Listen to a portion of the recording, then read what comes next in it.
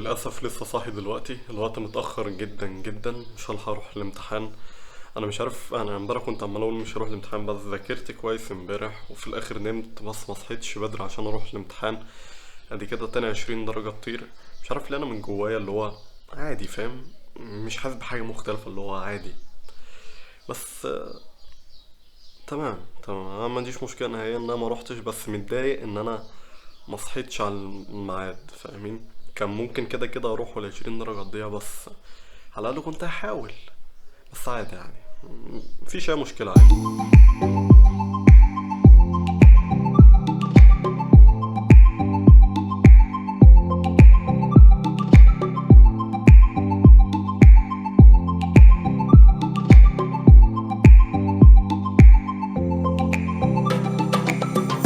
بما ان الواحد مش نازل الكلية النهاردة، مش رايح الامتحان، فمفيش قدامه غير حاجة واحدة، ان هو يروح يخلص الاوراق اللي محتاج يخلصها. حاليا رايح القسم، ان شاء الله اخلص الورق اللي انا محتاج اخلصه، ان شاء الله يكون فاضي. حتى لو مش فاضي ان شاء الله اخلص الورق ومفضلش لحد الساعة 2 وفي الاخر ما اخلصش الورق زي امبارح. ان شاء الله الورق يخلص النهارده، المشكله ان انا اخلص الورق ده لسه، بعد كده نطلع بقى نتكلم ان احنا نطلع اوراق تانية. يا رب تعدي على خير النهارده. لان انا الصراحه انا جايب اخري، وان انا اروح بقى اللي يحصل امبارح ده يحصل تاني. انا لا، بس ان شاء الله خير يعني، متفائل نوعا ما ان انا اروح اطلع الورق النهارده بدري وبسرعه.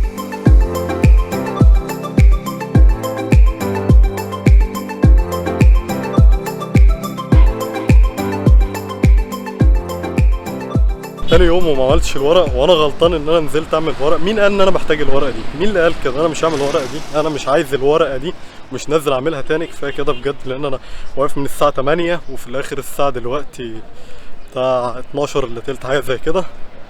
يعني واقف بقالي 3 ساعات ونص، داخل في 4 ساعات اهو، ما عملتش اي حاجه حرفيا.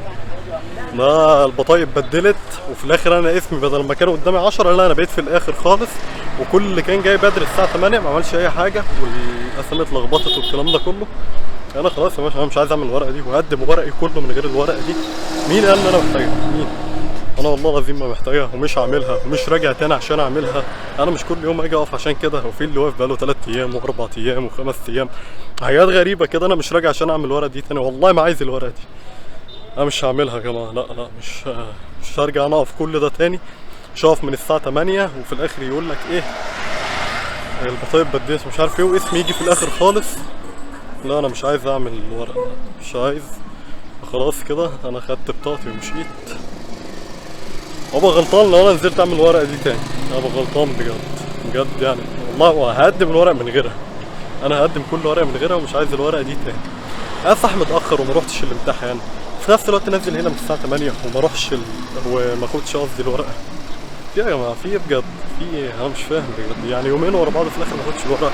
انا عايزين ايه تاني اكتر من كده بجد والله؟ مش عارف الصراحه يعني. انا خلاص انا جبت اخري بجد.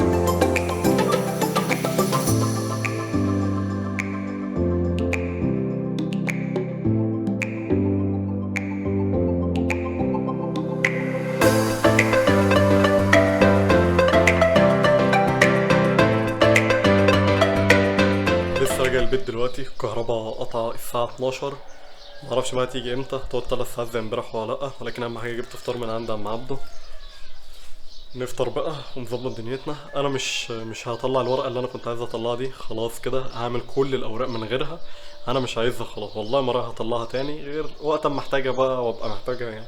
خلاص، لأن أنا مش هروح تاني، خلاص مش هروح. مش هبقى قاعد من 8 لحد 12 إلا تلت وفي الآخر ما طلعش الورقة. ما اشوف كده، هفطر واشوف بقى الكهرباء تيجي منين.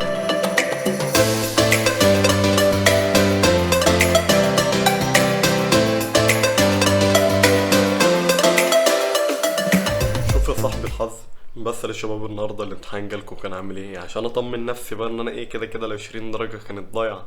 فاكلم الشباب بيقولوا لي الامتحان كان جاي ايه، سؤالين مقالي وباقي الاسئله كلها ام سي كيو. فالامتحان كان سهل يعني، ان انت تلم فيه درجات، مش صعب قوي مش سهل قوي يعني، متوسط انت تعرف تلم فيه درجات عموما يعني. بس انا اللي ما روحتش. بس لو جيت فكرت فيها حقيقي، هو خير ان انا ما روحتش. كل حاجه بتحصل لسبب يعني، انت لو فكرت فيها تلاقي ان كل حاجه في حياتك بتحصل لسبب. او لو هتكلم على حياتي انا، في حاجات كتير جدا حصلت في حياتي كان ليها سبب. لو ما كانش سبب واضح انا عرفت السبب بعدها بسنين، بعدها بفترات كبيرة جدا. عمري ما عرفت السبب غير بعدها بفترة. في حاجات لحد دلوقتي ما عرفتش سببها، ممكن ان انا ما روحتش الامتحان ده ما اعرفش سببها لحد فترة كبيرة، ممكن ما اعرفش سببها لحد طول العمر، ولكن كل حاجة بتحصل لسبب. والخير اكيد ليا ان انا ما روحتش الامتحان ده، مش عارف ليه، بس ده الخير ليا بجد. انا حقيقي لما جيت فكرت في كل حاجة حصلت لي قبل كده، وفي اكتر من حاجة حصلت لي قبل كده، عرفت السبب بعدها على طول. ويمكن عايز اتكلم عن الموضوع ده بعد كده، بسبب ان في حاجات فعلا حصلت لي وانا كنت متضايق جدا ان ده حصل لي، وان ازاي الباب ده يتقفل في وشي، وازاي الباب ده يتقفل في وشي، وازاي الباب ده يتقفل. وفي الاخر الباب ده لو كان اتفتح في وشي انا كان حصل لي كمية مشاكل بسبب ان الباب ده اتفتح. فلو كل حاجة بتحصل في حياتك انت ما خدتش ان ليها سبب اكبر من السبب اللي انت كنت عايزه يحصل، هتتعب جدا. فكل حاجة في حياتك ليها سبب انت لا يمكن تعرفه غير بعدها بفترة، وفي حاجات مش هتعرفها. فكل حاجة ليها سبب، والخير هو اللي بيحصل لك دايما. كل حاجة ليها سبب. خليك فاكر الجملة دي حرفيا. ودي الجملة اللي انا يعني فاهم، طول ما انت عارف ان كل حاجة ليها سبب وان كل حاجة بتحصل هو ده الخير ليك، فانت هترتاح في حياتك جدا.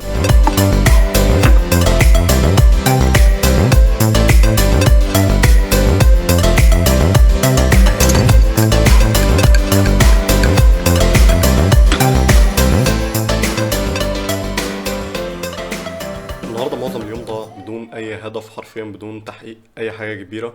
النهارده معظم اليوم ضاع بسبب ان انا في مصالح حكوميه وما تمش اللي انا كنت عايز اعمله، بالاضافه الى ان الكهرباء قطع ساعتين ونص. فده وقت كبير جدا ان انت تاخده من يومك. مصالح حكوميه ما تتمش، كهرباء قطع، مش عارف ايه مش عارف ايه مش عارف إيه، حاجات كتير يعني، فضيعت اليوم. فمعظم اليوم النهارده ضاع بدون اي استفاده. ففي الفتره بتاعت الضياع بقى، فتره الكهرباء قطع ومش عارف ايه، اليوم مش كله ضاع عشان بس اكون صريح معاكم، معظم بس اليوم اللي ضاع. ولكن انجزت حاجات كتير النهارده. ولكن في بعض الحاجات الافكار اللي عماله تيجي في دماغي، والله انا اعتقد ان هي بتيجي في دماغ اي حد بيحاول يعمل حاجه، وهي افكار الانسحاب. اللي هو طب ما مش يمكن اللي انت بتعمله ده ملهوش اي هدف، مش يمكن حاجات كتير كده بتجيلك. ولكن انت بيبقى عندك اكتر من هدف من الحاجه اللي انت بتعملها. او انا اتكلم عن نفسي، بيبقى انا عندي اكتر من هدف من الحاجه اللي انا بعملها. فلما تيجي للهدف الاكبر او الصوره الاكبر اللي انت عايز توصل لها، ويبقى مثلا الجاب اللي بينك وبينها كبيرة جدا، وفجأة تلاقي الجاب دي عمالة تضيق، وان انت قربت توصل جدا في الهدف الاكبر. سيبك من الاهداف التانية الصغيرة، ولكن الهدف الاكبر فاضل لك بس ايه، فاضل لك مسافة صغيرة كده وتوصل للهدف الاكبر. فلما الافكار دي تجيلك وانت تمشي وراها، انت حرفيا انت كده في طريقك للفشل. فالافكار دي لما تجيلك لازم تتلاشاها تماما، سواء انا او سواء اي حد عموما يعني، في اي حاجة. لو فكرة بس الانسحاب جاتلك، اقطعها على طول من دماغك. نو واي، ما تسيبش مجال ابدا لان الفكرة دي تخش راسك. ويمكن انا ليا تجربه مع الانسحاب وعايز احكيها في مره، وبس مش عايز احكيها بطريقه عاديه بقى، عايز اعملها بطريقه مختلفه كده. اللي هي الطريقه شغاله على الفكره دي دلوقتي وهتطلع قريب جدا، ولكن حاسس ان مش ده وقتها. ممكن اشتغل عليها واخلصها واركنها، ووقت ما يجي وقتها انزلها. فقريب جدا هشتغل على الفكره دي، او مش هشتغل عليها، قريب جدا هبدا تصوير الفكره دي، فكره الانسحاب وقصتي مع الانسحاب مره، وازاي انا لا يمكن انسحب تاني. فقريب جدا.